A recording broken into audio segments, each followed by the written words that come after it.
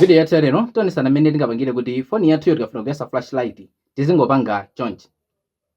iziyeka flashlight nemosataya nthawi tatene tiwasanye kuti matani ndi chimene mmene kuchita ndikupita ku Play Store ndikapanga download application uyu wa Shake Flashlight Fast Torch.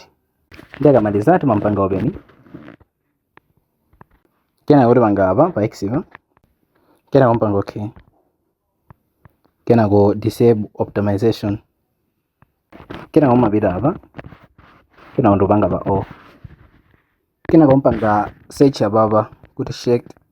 Torch ndoyo wabwera apa ndikuti mumpanga off chonchi asakhala ochongera zikatero ndikuti azitheka bobo